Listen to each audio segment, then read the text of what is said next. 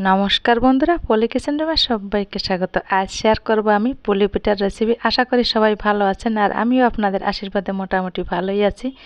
তো খুব সহজেই কিন্তু পুলি পিঠা রেসিপিটা আজকে তৈরি করে দেখাবো। আর স্বাদে গন্ধে ভরপুর হবে, দেখতেও যেমন হবে খেতেও কিন্তু সুস্বাদু হবে। এই দেখুন, পুলি পিঠা কিন্তু একটা ভেঙেও দেখাচ্ছি আপনাদের কতটা সুন্দর লোভনীয় হয়েছে পুলি পিঠাগুলো। তো আমার এই রেসিপিটি যদি দেখে কোনো অংশ যদি ভালো লেগে থাকে, প্লিজ প্লিজ বন্ধুরা একটা লাইক দিবেন আর কমেন্ট করবেন কেমন হয়েছে আমার রেসিপি। তা বক বক না করে চলুন দেখে নেওয়া যাক আজকের রেসিপি। তো বন্ধুরা, নারকেলের পুরটা করার জন্য এখানে আমি কড়াইটা গরম করে নিয়েছি। এবার আমি কুড়িয়ে রাখা নারকেলটা দিয়ে দেব কড়াইয়ের ভিতর। দেখুন, আঁচটাকে কিন্তু অবশ্যই লো ফ্লেমে রাখবো। তো নারকেলটা দিয়ে এবার একটু এভাবে নেড়ে চেড়ে দিতে হবে।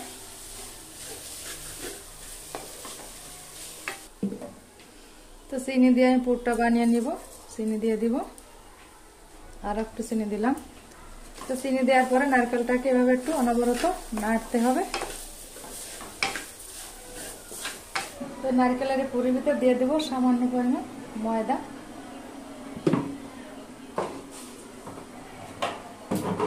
এখানে চালের গুঁড়াও দিতে পারেন, আমি ময়দাটা ব্যবহার করলাম। ময়দাটা দিয়ে আবার একটু মিশিয়ে নিব। দেখুন, তো পুরটাই কিন্তু নারকেলের নাড়ু বানায় যেরকম শক্ত করতে হয় ওরকম কতটা শক্ত করবো না, একটু ভিজে ভিজে টাইপের থাকবে, তাহলেই ভালো লাগবে পুরি পিঠা খেতে। এভাবে পুরটা বানাতে হবে। 7 থেকে 8 মিনিটের মতো জ্বালিয়ে নিলেই হবে। তো মাঝে আমি এখানে এলাচ গুঁড়া দিয়েছিলাম। এলাচ গুঁড়াটা অবশ্যই দিবেন, এটা দিলে সুঘ্রাণ আসে। তো এবার আমি এটাকে নামিয়ে নিব। পুরটা কিন্তু আমার অলরেডি হয়ে গেছে। তাই দেখুন বন্ধুরা, নারকেলের পুরটাকে আমি নামিয়ে একটু ঠান্ডা করে নিব। তো কড়াইটাকে দিয়ে আবারও দিয়ে দিলাম উনুনে। এবার কড়াইটা গরম হয়েছে, এবার দিয়ে দিব জল। তো জলের মাপটা এখানে কিন্তু ঠিকঠাক বলাটা ঠিক না, কারণ কি শুকনো যদি চালের গুঁড়া হয় জলটা বেশি লাগতে পারে, আর ভিজা চালের গুঁড়া হলে জলটা কম লাগতে পারে। তো আমি এখানে আন্দাজ মতন জল দিয়ে দিলাম। এখান থেকে আমি একটু গরম করে জলটা কিছুটা তুলে নিব, যদি আমার পরবর্তীতে লাগে তাহলে আমি লাগাবো। পুলি পিঠা করার জন্য এই দেখুন আমি 1 বাটি চালের গুঁড়া নিয়েছি, বাড়িতেই তৈরি করা চালের গুঁড়া। তো অবশ্যই চেষ্টা করুন বাড়িতে চালের গুঁড়াটা তৈরি করতে, কারণ পরিষ্কার পরিচ্ছন্নভাবে কিন্তু বাড়িতে করা যায়। আর দোকানের কেনা চালের গুঁড়া কীভাবে কী করে তার ঠিক নেই। তো জলটাকে অবশ্যই ভালোভাবে ফুটে নিতে হবে। আরও আমি 2 থেকে 3 মিনিটের মতন জ্বালিয়ে নিব। এবার আমি জলের ভিতর দিয়ে দিব খুবই সামান্য লবণ দিয়ে দিলাম। তো লবণ দেওয়ার পরে আরও 2 থেকে 3 মিনিটের মতন আমি ভালোভাবে জলটাকে ফুটিয়ে নিব। জলটাকে কিন্তু অবশ্যই ফুটিয়ে নিতে হবে, ফুটিয়ে না নিলে কিন্তু এই পুলি পিঠার ডোটা ভালো হবে না। তো এই গরম জল আমি একটা মগে তুলে নিব, যদি আমার পরবর্তীতে লাগে তাহলে আমি দেব। দেখুন, হাফ মগের মতন আমি তুলে রাখলাম। তো এখানে তো আমি গুঁড়া নিয়ে নিয়েছি চালের গুঁড়া, তো অল্প অল্প দিব আর এভাবে নাড়তে থাকবো। দেখুন,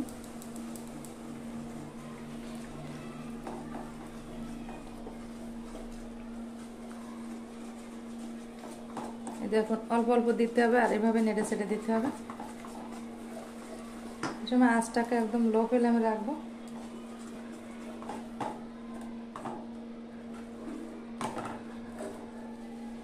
সবটুকু দিয়ে দিলাম। এভাবে নেড়ে চেড়ে জলের সঙ্গে মিশিয়ে দিতে হবে। এই দেখুন, যদি আমার জল লাগে তাহলে তো জল তো আমি রেখেই দিয়েছি, আমি পরে নেব। তো আমি আগে দেখে নিই কতটা কি লাগে, মনে হয় লাগবে না। এই সময় আঁচটাকে একদম লো ফ্লেমে রেখে এটাকে অনবরত এভাবে নেড়ে চেড়ে মিশিয়ে দিতে হবে। তো এই দেখুন বন্ধুরা, এটা কিন্তু আমি একটু ঠান্ডা করে নিয়েছি। এবার আমি একটু এটাকে ভালোভাবে মেখে নিব। এই দেখুন, তো ভাতে একটু তেল মাখিয়ে নিলাম। এটাকে আমার মাখিয়ে নেওয়া আছে, আর আমি এখানে একটা পরিষ্কার কাপড় নিয়েছি, কাপড়টাকে আমি একটু ভিজিয়ে নিব।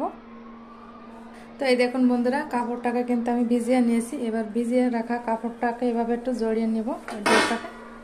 দেখুন, এবার এটাকে আমি এই অবস্থায় বাটির ভিতর রেখে দেব 10 মিনিটের জন্য। ফিরে আসছি 10 মিনিট পর।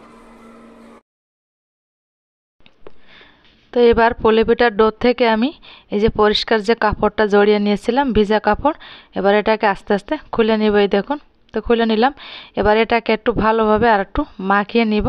যত মাখানো হবে ততই কিন্তু ভালো হবে। এই দেখুন আমি ঠেসে ঠেসে সুন্দর করে মাখিয়ে নিচ্ছি। তো মাখিয়ে নেওয়া হয়েছে। তো এখান থেকে আমি অল্প অল্প নিয়ে লিচি কেটে তো গোল শেপ দিয়ে এবার পুলির যে পকেটে যে শেপটা দিতে হয় সেটা দিয়ে দিলাম। এই দেখুন একটু পাতলা হবে কিন্তু, তাহলে কিন্তু ভালো হবে পুলি পিঠাগুলো। আর আমি এই পুলি পিঠা এখানে দেখুন আমি পুরটা দিয়ে দিলাম। পুর দিয়ে এবার পুলি পিঠার মুখটাকে ভালো করে সিল করে দেব যাতে বেরিয়ে না আসে। এই দেখুন এবার আমি তো আমার মতন করে একটু ডিজাইন করে দিলাম। আপনারা হয়তো আমার চেয়ে অনেক ভালো পারেন, আমি কিন্তু অত ভালো পারি না পুলি পিঠা বানাতে। তো যেমনটা পারি তেমনই আপনাদের করে দেখাচ্ছি কিন্তু বন্ধুরা। তো পুলি পিঠা এই যে এক এক করে আমি এভাবে বানিয়ে নিব। এই দেখুন ভিতরে পুরটা দিয়ে এভাবে মুখটা সিল করে দিতে হবে। তো বন্ধুরা এক এক করে আমি পুলি পিঠাগুলোকে বানিয়ে নেব। এই দেখুন, তো এইভাবে পুলি পিঠাগুলো বানানোর পরে তারপরে আপনাদের দেখাবো। এই দেখুন অলরেডি আমার কটা বানানো হয়ে গেছে। আমি কিন্তু আগেও বলেছি আবারও বলছি, আমার পুলি পিঠা কিন্তু খুব বেশি একটা ডিজাইন হবে না, খুব বেশি ডিজাইন আমি পারিও না। আমি যেমনটা পারি ঠিক তেমনটাই করেছি কিন্তু বন্ধুরা, একটু কষ্ট করে দেখে নেবেন। তো এক এক করে আমি পুলি পিঠাগুলো এই থালা থেকে অন্য একটা থালায় সাজিয়ে নিলাম। এই দেখুন জাস্ট একটু দেখার জন্য যাতে দেখতে ভালো লাগে। এই দেখুন, তো পুলি পিঠাগুলোকে আমার এক এক করে এক থালার থেকে অন্য থালায় সাজিয়ে নেওয়া হয়েছে। তো দেখতে কিন্তু মোটামুটি খারাপ লাগছে না বন্ধু। পুলি করার জন্য আগে আমি দুধটাকে ভালোভাবে জ্বালিয়ে নিব। দুধটাকে কিন্তু অবশ্যই ভালোভাবে জ্বালিয়ে নিতে হবে, ভালো করে ফুটিয়ে নিতে হবে, তা না হলে পুলিগুলো দিলে ভালো হবে না। দেখুন আমি আগেও জ্বালিয়ে নিয়েছিলাম, আবার একটু দুধটাকে দিয়ে দিলাম, আবার একটু জ্বালিয়ে নিব। তো দুধটাকে বেশ ঘন করে জ্বালিয়ে নেওয়া হয়েছে। এখান থেকে আমি এই যে কাপ নিলাম, 1 কাপ পরিমাণ দুধ আমি তুলে নিব। তো এই দেখুন এর ভিতরে আমি দুটো এলাচ দানার মুখটা ফাটিয়ে দিয়েছি। তো এলাচ দানারটার গুঁড়ো দিলেও হয়, এলাচ দানার গুঁড়োটা আমার কাছে নেই তাই আমি এলাচ দানা দিয়ে দিলাম। তো এবার আমি এখানে নিয়েছি 2 টুকরো খেজুরের পাটালি। এই দেখুন এই খেজুরের পাটালিটা আমি দিয়ে দেব। তো গরম দুধের ভিতর দিয়েছি, গলে যাবে। এই দেখুন গুড় দিয়ে ভালোভাবে আমার জ্বালিয়ে নিয়েছে, গুড়টা কিন্তু সুন্দর গলে গিয়েছে। এবার আমি বানিয়ে রাখা এই যে পুলিগুলো, এই দেখুন এবার পুলিগুলো আমি এক এক করে দিয়ে দেব।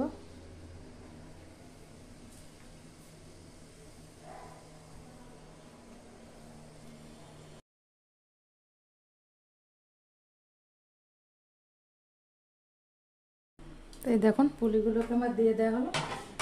এবার আমি আঁচটাকে একটু বাড়িয়ে দিব, আর এবার হালকা করে একটু এভাবে নেড়ে চেড়ে দুধের সঙ্গে মিশিয়ে দিব। দেখুন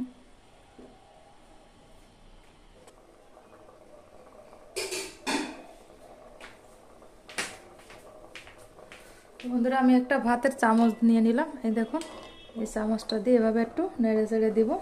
এই দেখুন বন্ধুরা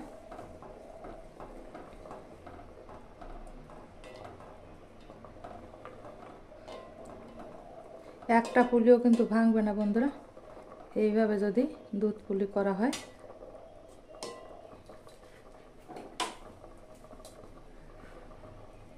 তো যে কোনো মিষ্টি জিনিসে একটু লবণ দিতেই হয়, তো খুবই সামান্য পরিমাণ লবণ দিয়ে দেব। দেখুন লবণটা দিলে মিষ্টির স্বাদটা কিন্তু আরও বেড়ে যায়। আর এখানে আমি যে জ্বালিয়ে রাখা যে ঘন দুধটা তুলে রেখেছিলাম, এবার আমি এই দুধটা দিয়ে দেব। দেখুন এই দুধটা দিলে কিন্তু খুবই সুন্দর হয় দুধ পুলি।